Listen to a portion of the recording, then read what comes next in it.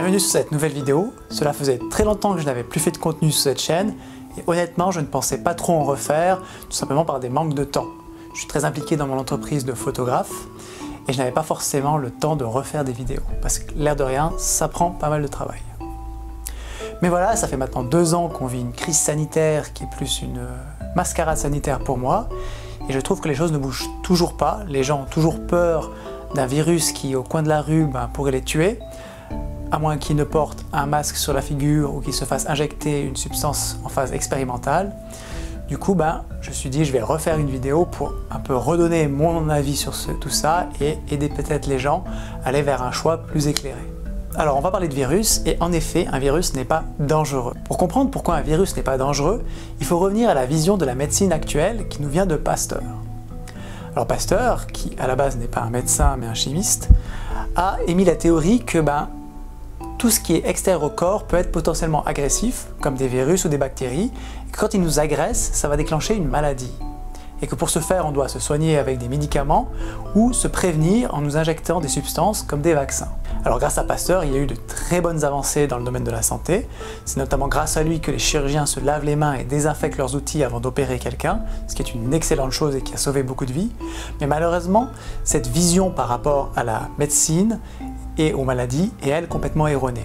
Il a d'ailleurs lui-même reconnu sur son lit de mort que toutes ces théories sur les bactéries et les virus étaient en fait fausses et que celui qui avait raison c'était à l'époque son détracteur Claude Bernard qui lui était un médecin et qui disait que la théorie du terrain c'était ça qui était important et que toutes ces théories de bactéries et de virus n'avaient aucun impact. Et la principale raison pour laquelle encore aujourd'hui on est dans cette vision pasteurienne, c'est malheureusement pour une question d'argent. Parce que quelqu'un qui se guérit par lui-même n'est pas intéressant pour les vendeurs de médicaments. Et quand on croit à la théorie de Pasteur, en fait, on est complètement dépendant des événements extérieurs, c'est-à-dire que la maladie peut nous tomber dessus à n'importe quel moment et on n'a aucun pouvoir. Et ça, encore une fois, ça intéresse beaucoup les gens qui vont nous vendre ces médicaments. Alors que la théorie du terrain est, elle, complètement à l'inverse. Ce qu'elle dit, c'est que la force vient de l'intérieur, que c'est nous-mêmes qui créons notre santé, et du coup, on est libre d'être en bonne santé ou pas, et ça, c'est pas intéressant pour certains groupes pharmaceutiques. Donc cette théorie du terrain, qu'est-ce que c'est concrètement? Il faut imaginer notre corps, notre flore intestinale, un peu comme un jardin, qui, une fois bien nourri, s'épanouit et prolifère. Mais au contraire, si ce jardin, ce terrain est mal nourri, il va commencer à devenir acide et à dépérir petit à petit. En général, quand un terrain commence à devenir trop acide, il va y avoir des mauvaises herbes qui vont pousser pour, en fait, essayer d'absorber ce taux d'acidité. Eh bien, le corps a à peu près le même principe, c'est quand il devient trop acide, il va déclencher la maladie pour se rééquilibrer. Un exemple tout simple, la fièvre. Le corps fait monter sa température pour nous faire transpirer et évacuer ce taux de toxines.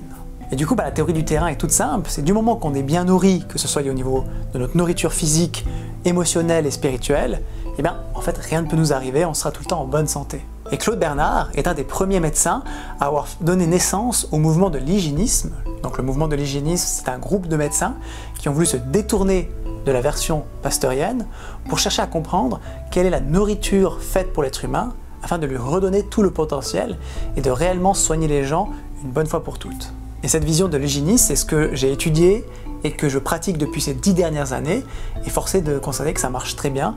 Je suis toujours en excellente santé, j'ai une condition physique vraiment excellente, même sans faire beaucoup de sport.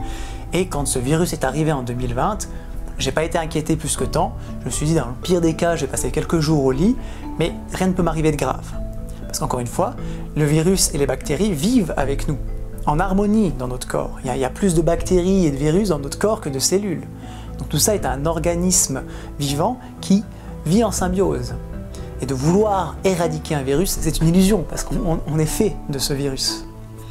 Et ce virus peut devenir virulent quand, encore une fois, on est mal nourri, que ce soit physiquement ou émotionnellement, et du coup, il va participer au déclenchement de la maladie pour rééquilibrer le corps.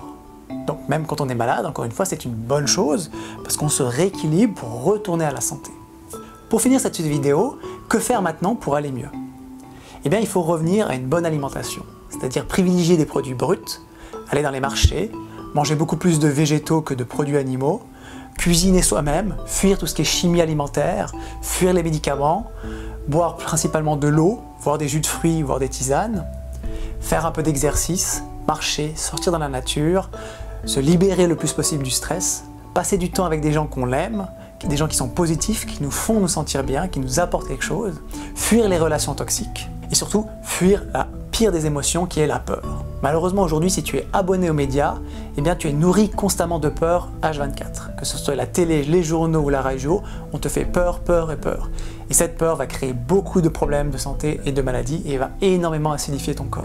Donc coupe tout ça, regarde des émissions positives, des films qui te font te sentir bien, lis des livres. Je te conseille les livres du Dr Shelton et Mosseri qui sont des pionniers dans le mouvement de l'hygiénisme et qui ont fait beaucoup dans ce domaine et qui ont vraiment une littérature complète sur comment se nourrir pour être en bonne santé. Voilà, merci d'avoir regardé cette vidéo. N'oublie pas que tout le pouvoir est à l'intérieur de toi, que c'est toi qui décides de ta santé et qui la crée, qu'aucune influence extérieure ne peut avoir de puissance et de contrôle sur toi si tu ne l'acceptes pas.